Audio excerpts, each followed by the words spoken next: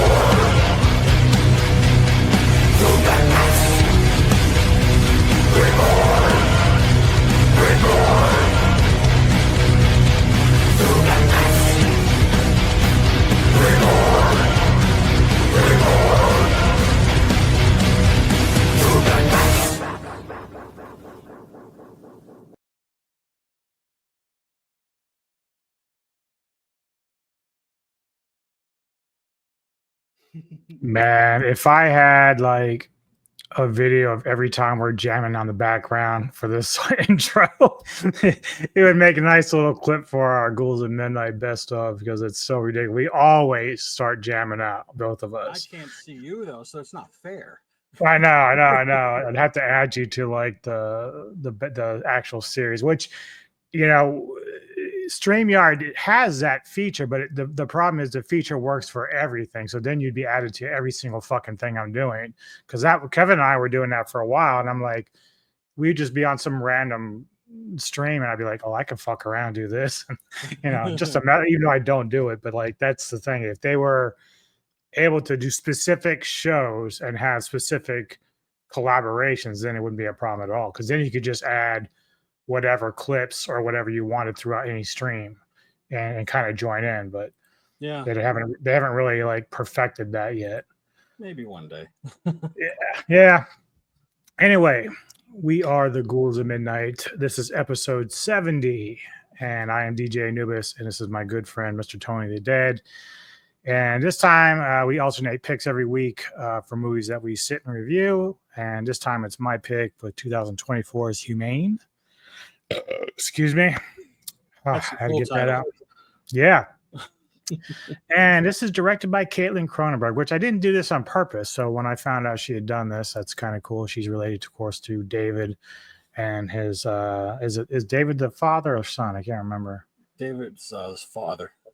So yeah, so there you have David and you have the son and then now the daughter, all doing these movies, and they all have unique takes on them for sure. Yeah. This stars Jay Baruchel, Emily Hampshire, Sebastian Chacon, Alana Bale, Serena Gulamagas, and then also Peter Gallagher, who I'm pretty familiar with. This is it's a horror thriller film directed by Caitlin Cronenberg, and the film combines elements of horror, thriller, and family drama, and basically it's all about an environmental crisis that's taken over the planet, where resources are spread thin. And so what they've done is almost like the Hunger Games, just it's like another level now. And it's plus you don't get to fight for yourself per se. They have people that you can volunteer to be euthanized as humans. So you can put yourself on a list to save the planet and take yourself out. And I would assume something like this would have been effective early if you had like a lot of sick people who didn't want to suffer. Like I can see that happening. Yeah. Even though they don't really talk about it too much. But we have this family that's, pretty well off. They're pretty famous. Basically, Gallagher plays Charles, and they're in charge of, I don't know, like, so they do different things. So like, I forget what Charles is, but Jay's character, Jared, he's tied into the politics a little bit. He's like a broadcast or a talk show host or something, and he dabbles in politics. So he kind of is on that spectrum there. And then you have the sister, I think, Ashley. I think she's almost like an influencer, maybe of sorts. Yeah, kind of. She's trying to be an actress. That's all I know. But yeah. Yeah. And then, of course, you just have a couple other family members, Rachel and Noah. Noah's like a former addicted, and he's also like an adoptive kid. So he's not necessarily white, which comes brought up a lot in this. But he's battled addiction, but now he's kind of better. He's getting over this stuff, and he's doing much better. And so the father, who really hasn't kind of seen him in a while, we've done a couple movies like where this has happened. Yeah. You're attracted to these type of movies. Yeah, I don't know what's going on with me with this, but so the father invites him for dinner, and they all come over, and he informs them. And of course, he has his wife. I think it's Mia or Dawn. I can't remember exactly. Dawn. Yeah, is it Dawn? Yeah. Which one's Grace? Grace was Noah's girlfriend. Okay, yeah, correct. Okay, thank you. So Dawn is the wife of Charles, and so they've come to the conclusion that they are volunteering for this in euthanasia population control thing. So they're telling the kids like, yeah, this is going to happen, but they're kind of blown back by this. And at first, like, why did you decide this? Like, they're all kind of rich. It's atypical.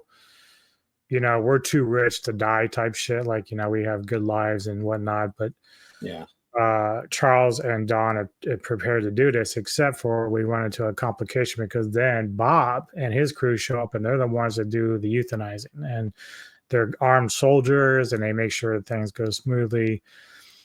And basically, they treat it almost like they would putting down an animal. Like, it's like, we're going to just take care of you, do it. It's nice. You got the IVs and everything. It's supposed to go nice and sleepy. Yeah. But as the night wears on and Bob shows up, they start putting pressure. So that the family's like, well, give us an hour to talk about this. We just found this shit out. Like the kids are saying this. And so they're trying to work it out. In the midst of this, Dawn runs away. She decides she's not going to be a part of this. Yeah. And this gets whacked. Like this is where shit just gets really crazy. And so Charles goes through with it. He's kind of at first like, I need to find where she is or figure this out. Maybe come another day when I can find her and we can sort this out. But, obviously the Bob is like, look, I like you. I've followed you as your career for a long time. But, the media is kind of funny when you start spreading rumors about cowardice, he's manipulating in that way. Mm-hmm. And so Charles goes through with it, and he's sitting there with the kids, and of course we have young Mia, who's the daughter of Rachel and her husband Jared. I think they're together.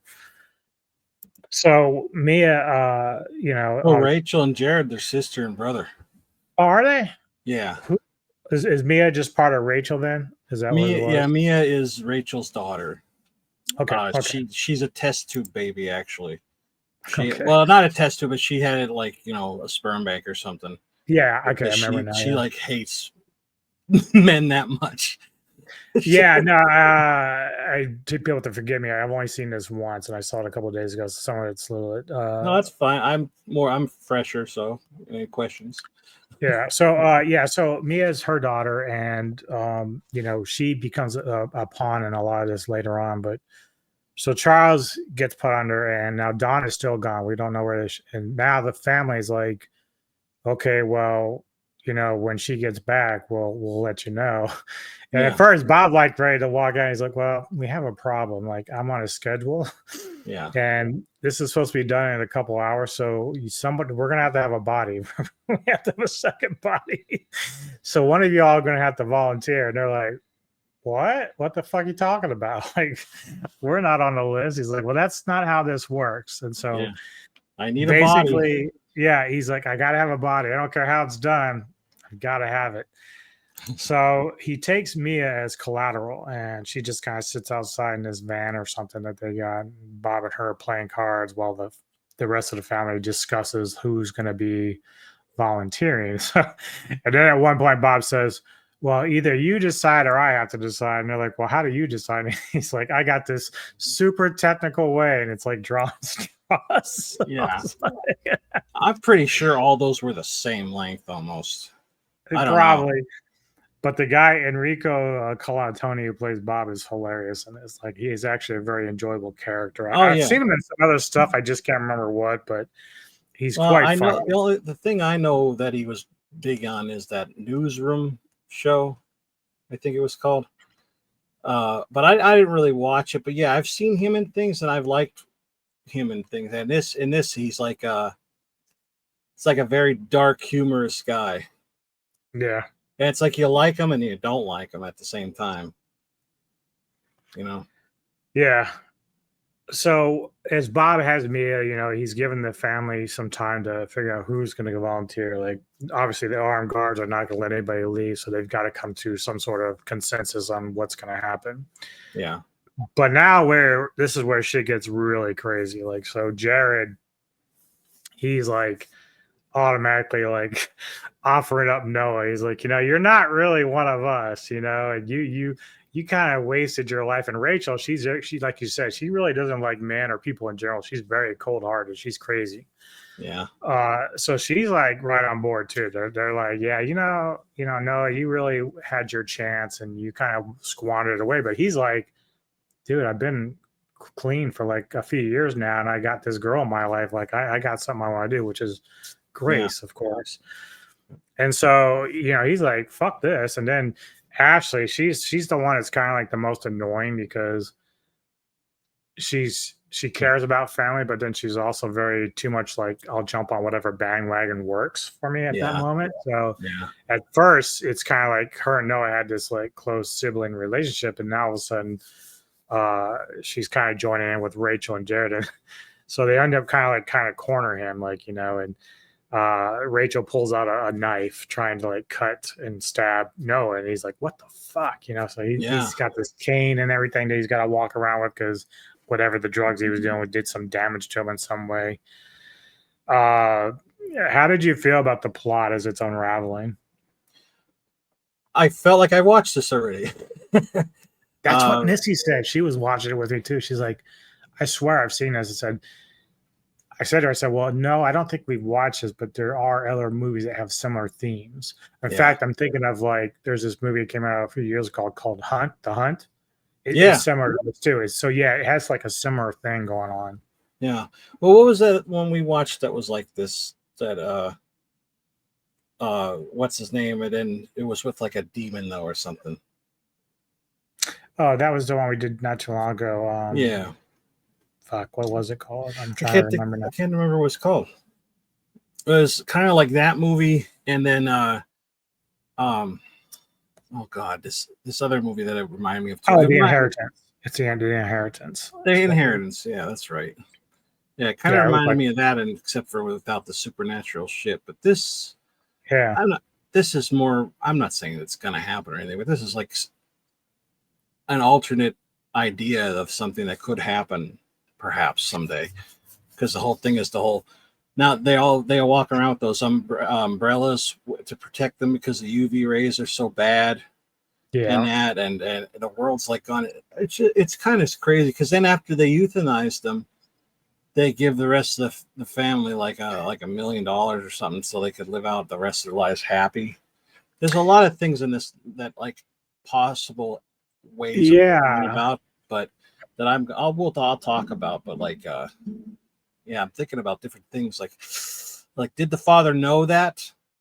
Like, because they're like, our father, but it's like maybe he did, and he's just like, I'm gonna die now, so good luck.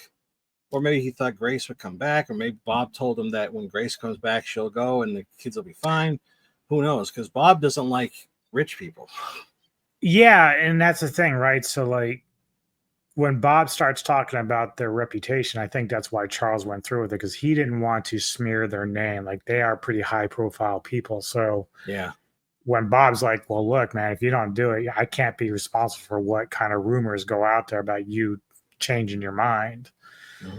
Even though Charles said, "We just want you to come back another time," but that's not how it works. Like, they're very strict about how they do this. And I think maybe because in the past, if they've had people like, renege on their stuff, that they don't ever go through with it. And so maybe that's why he doesn't really cut them any slack. He's like, "We can't do it. You gotta go through with this. Like, you volunteered."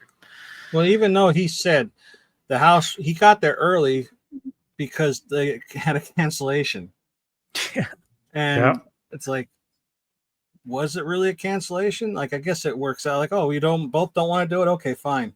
But it didn't work out this way. Right. So we spent like a good part of the movie where the siblings are fighting, and they're all like trying to get to Noah. Noah's, again, Noah comes across Ashley in a room, and she's like apologetic about the attacks, and again, like, it's just a lot of fighting, and eventually like Noah gets a blade, he stabs Ashley.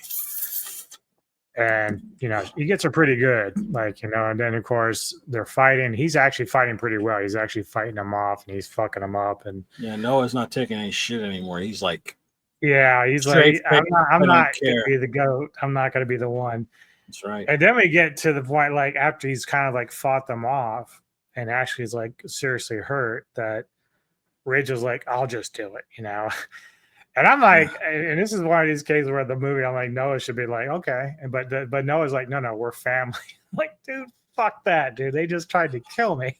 God, yeah, I know. There's a point where it's like, yours are going too far. Yeah, earlier part, like, you understand like why he's concerned. Like, he's like, you're supposed to be my family. Like, what the fuck? Yeah. But after this time where they've been trying to like, hunt him down.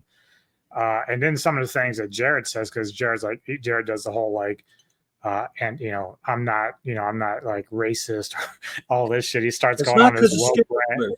Yeah, he's like, it doesn't mean that I hate people of color. You're not one of us. And it's like, oh my Yeah. God. He's like, I know you're not supposed to say this, but I don't see color. Yeah, yeah. Yeah, he starts It's like, going that off ain't on his helping you, weird pal. rant. Right. It's like, oh my God. Yeah. So yeah, so Rachel kind of says, I'll go ahead and do it because she's been kind of fucked up too. She got beat up a little bit. So, but he's like, no, we have an idea, or Noah does. Is like, we're gonna kill Bob. Yeah. We're gonna get Bob. Now the thing about this though is this is kind of like a failure in the plot because earlier when Rachel brought up like, what if we just give you a body? And he says something to the effect that, yeah, we can make something like that work, but technically it has to be a York body because that's her last name is York. And so it has to be one of the family. So they kind of give him a pass for a little bit to think about it. That's where the 2 hour or whatever 1 hour window comes in. And so at this point, though, Noah's like, well, we're just going to kill Bob. We're going to give him the body. That's going to be Bob. Now, granted, he's got armed guards. So like, how do you do it? And so he comes in the house and they see Ashley on the ground. They assume that she's dead, because she died from her wounds. Yeah. And as they get ready to try to work it out, she ends up stabbing, I think, Bob in the ankle or something, or hurting him in some way. Yeah. And then they take the other guard that was guarding him and they get him by blade. And it's now just basically they force everyone to drop their guns so they don't kill Bob and this other guy. Yeah. So they've got Bob tied up and they've got the euthanasia medicines and stuff and basically going to try to inject him with it. And this is probably where Nick and I really didn't like the film too much because the ending was just so abrupt and weird. Like it didn't really play out the way I thought it might. Yeah. But yeah, so they've got Bob there and they're trying to basically coach him on how to handle this situation going forward. So basically they're going to because Ashley ends up dying anyway. She just dies from her wounds. They can't save her. So that's the other body. So basically, I didn't even get to the other part yet. So Noah, in all his being chased by the family, calls Grace. Like he calls Grace, his girlfriend. He's like, I need help. And this is actually kind of a big scene. So this is why I had to go back and bring it up, is because Grace shows up to the house. She wants to see Noah and talk to them now. I don't remember if Noah's outside or not that point. No, he was tied up at that point. Well, they had tied him up. When he was doing that the phone, they because they have a blocker in the house that can't make phone calls or call help. So he was sending a text and it wasn't going through, but he just threw his phone down and it was enough that it went past the blocking and it went through, and that's why she showed up, because it was like a kind of like a I'll see you in the next life kind of thing, because he's like we're gonna die, and then she shows up like social media and recording them and everything, and it's like, all right, Grace, let's do this, and they're like, it's Grace, oh my god, how did she get here? And then they treat her like shit, and she wants to know what's going on and blah blah, and then she's like, I'm gonna go get help, and then you could tell so she's gonna go run and get help, but Bob's like, guys, and they shoot her like just out of blue. I'm like, holy fuck, just shot her down. And this really sends Noah into like angry mode. That's actually where he starts going crazy on the family. This is where he stabs Ashley and beats the fuck out of the other ones because he's pissed. His girlfriend just got shot. But again, it comes back to like at this point, like I'm more of the fact that you guys literally just got my girlfriend killed. I have no mercy for you. But he's more like, we're gonna get Bob to fill in. Like now, granted, he can't be mad at Bob. Bob is responsible too. But I'd be pissed off at everybody at this point. Like I'd be going on like a Arnold Schwarzenegger massacre right now. Just be like pulling out the Gatling gun. Yeah, right. Going nuts. So that pretty much is the catalyst that drives Noah to like fight back very hard, and he ends up getting to where he is, where they actually capture Bob, and they're going to say, this is what you're going to tell the media. This is what you're going to tell your bosses in the government that happened. Yep. So then we just get this quick scene at the end where it's Rachel, Jared, Noah's playing piano because he's a piano player that hadn't played for a while, but he came back to play, and then Mia's there. And they're basically watching him play on a stage, playing the piano. And then we get this little quip from the media where it talks about Ashley and Grace and how they sacrifice for the good of mankind their lives. Typical government media spin and whatnot. But I wasn't that pleased with the ending just because how fast it was. And then I don't know, I wanted something more from that. But how did you feel about all that? Yeah, I liked it up to a point. I kind of wish they would have all just kind of killed each other, to be honest. I would have liked more violence. I know that sounds bad, but I wanted Noah's rage to really, because he stabbed his sister in the neck, or somebody stabbed her in the neck with the fork, and then he stabbed her in the neck, in the cheek with a knife, and it's they're just giving each other these wounds, but they're bad wounds because then they're all bleeding out, and that's what it's well, we're gonna kill him because we're gonna die. We're bleeding out. They knew they were gonna end up dead anyway, and then Bob goes to cut some deal because they're like, well, what about Grace? What about her? She's at the headquarters, because Bob had got a phone call because he was playing babysitter with Mia, and he got the phone call saying they found Grace, which would have had, they were going to bring her there, euthanize her because she was ready to do it, and then he said no, keep her at the headquarters, because Bob, again, that was where he didn't tell anybody about that because he doesn't like rich people, and I have a feeling Bob has done this. I know he said it's happens before, but I think it's because of Bob and his instigations that these families start going at each other. He said you will each get $1 million. It's technically one of you will get $1 million and 1 cent.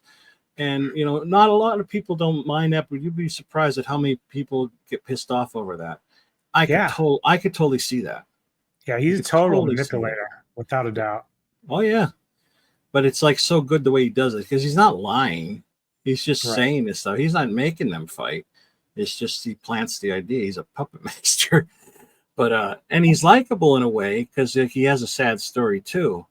But I think that part of him is gone. It's just this is my job. I have to do what I got to do, and he's kind of because he was one of the poor people. And his wife, I forget what he said. She had Parkinson's, I think, and she was going to die. So he said, why not get money for it instead? So that's his sad story. And I love what Mia says to him, though. It's I'm sorry about your wife. She sounded like a nice person, but I doubt she's going to be where you're going. Oh, I was like, Mia, yes, that was so good. Because at that point, I'm like, fuck you, Bob. Fuck you, Bob. Fuck you, Bob. Yep. But the ending was a little abrupt. I don't know. I kind of thought, because you see the thing getting pushed, I thought, oh, and then they could have just ended it and we would have just been he's done for whatever. Yeah. Then they had that extra ending where they're watching him, Noah play piano, and they're all there and you could see the scars and stuff. And it's okay. Right. And then they made it. Then they, like you said, they made Grace and Ashley look like they were a couple, and they decided to do it together. Well, how come they didn't mention? And then at the end too, Grace was there watching as well. I kind of have this theory. Oh, I mean Dawn. I have a theory that Dawn ran away on purpose, hoping and knowing that the father would go out. And then one of the kids would possibly kill each other, and then she would get everything. Possibly. In fact, that would have made the plot even more interesting, because then you can see the deception. It's something you weren't seeing coming, because once they say that she's gone, she's run away, you kind of forget about her. You don't even think about her the entire film. And so that would have been a nice little twist. She'd come back and let's say you're right, they had all like kind of like given each other fatal wounds that they were kind of dying slowly in the house, and she walks in, she's like, okay, there's your bodies, Bob. Yeah. You know, you get the bonus plan. Right. Thanks, Grace. Yeah. All right, load them up. Come on. You know, something like that would have been like a oh shit kind of ending. Yeah. Yeah. It would have been a very neat twist. Yep. But you're right. I think Bob is the kind of guy that manipulates situations, and in situations like that, he's probably like, you might have been right. They may have found Dawn way earlier and said, you know what, just hold on to her. I got a plan. Dawn. I said Grace again. I meant Dawn. Yeah. Yeah. But, hey, if Bob was smart, now that Dawn is single, you know, rich, he already knows the family. Right. They hate him, but still. I usually, before we get to our final thoughts and ratings, I usually do this at the beginning of these things. I'm going to play the trailer just so people can get an idea of what this is about. So let's check out the trailer for Humane.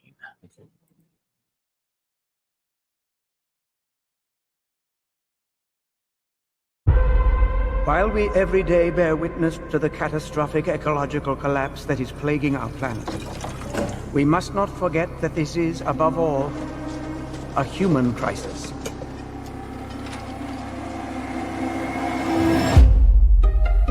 I am in favor of this government doing whatever it takes to win this war. It's not a war. Wars have opposing sides. Humanity is the opposing side. We are engaged in nothing less than a life and death struggle against our own extinction. We are so happy you all joined us tonight for a family dinner. What is going on? We've decided to enlist. What?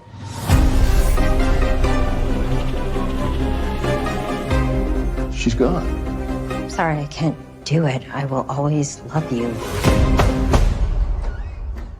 Hi, I'm Bob. It's them!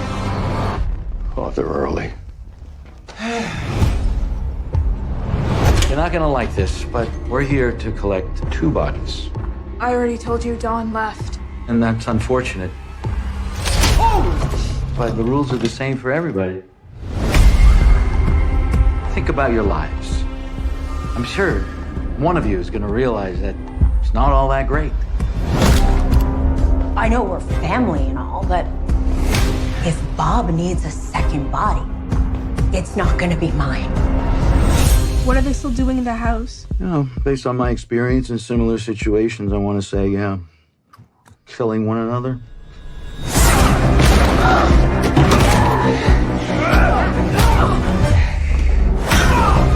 You think I'm the bad guy, but I'm doing important work to save the planet. We can get through this, but we have to stick together.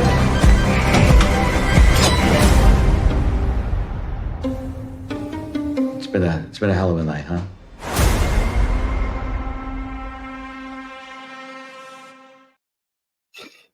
There that makes you it go. look fun. Right? The power of editing. Oh my God. In fact, I could almost tell you, like, if you were someone that's going to try to watch this, maybe just watch the trailer, because you've basically got the whole premise right there. Like, it's Pretty all much. good. Pretty much. All right. Your final thoughts and feelings and ratings on this, the Ghoul rating for Humane. I don't know. I mean, I can't say I really liked everybody in it, even when they kind of got redemption in a way. I don't know. I like Bob the most, even though he was the worst. The story is fine. I like these kind of stories because, you know, it's a little different, obviously, from the other one we did, the Inheritance, but like same kind of idea. But It's interesting to see how it played out. I think I was looking too. I think it's interesting that the director was a still photographer on Schitt's Creek, which is where Rachel is from, that I know her from. Yeah. And it's like, oh, that's cool. Like, you know, she remembered her from there and brought her on here, so that's cool. But yeah, I don't know. The movie was okay. Just that ending was kind of like, what the hell. I'd probably have to give it I don't know, maybe a 6 out of 10. Just kind of like, Yeah. kind of, you know, not any worse, not any better. Yeah. The plot device is fine. The sort of dark humor is good. Bob does a really good job with that. You can see it in the trailer. There's some fun stuff that's in there, but ultimately, I think I'm kind of like with you with a lot of things where it probably would have been better suited if there was like a major twist with like Dawn in the end or something, because again, this idea that Noah loves his girlfriend Grace, who's then shot down, trying to save him, and yet he's really kind of all forgiving with the rest of the family by the end of it. And it's like, outside of me, I'd be pretty pissed. Like, I'm like, I can't even look at you guys anymore. Like, my girlfriend is gone. Like, and it's surprising because, like, you would think a guy who was once a drug addict would just fall back into it after this kind of ordeal. Like, this is trauma. Like, who the fuck just comes out of this? But I'm with you. It's a 6 out of 10. Like, I think it's fine for a one-time viewing, but it'd be interesting to see what Caitlin Cronenberg does going forward, because there is promise there, but true, it just doesn't always hit in this film. So we'll see what she does going forward. But 6 out of 10's pretty fair for this movie. Agreed. Obviously, we're going to be getting into your pick next, 1988's Waxwork, which I always love going back to that film, so it's going to be fun talking about that. But my pick after that is going to be, of course, you and I might come out of this feeling differently because we love cats, but here we go. We're going to be sitting down to watch Night of a Thousand Cats. And never heard of that one. It's on Tubi, so it's easy for anyone to watch. And again, it's a movie I kind of caught glimpses of, and I thought, ooh, okay. So it is an older movie, so we'll see how it goes. But I love cats, so we'll see what happens. Anybody hurts a cat in this, they're automatically actually, I think the cats are almost the villains in some sort, so we'll see. Oh, sure. Yeah, we support cats. Yeah. They're independents. But yeah, please go like and subscribe to Mr. Tony the Dead. This has been episode 70 of the Ghouls of Midnight, and we'll see you next time on the next one, which will be Waxwork. Take care. Have a cool night.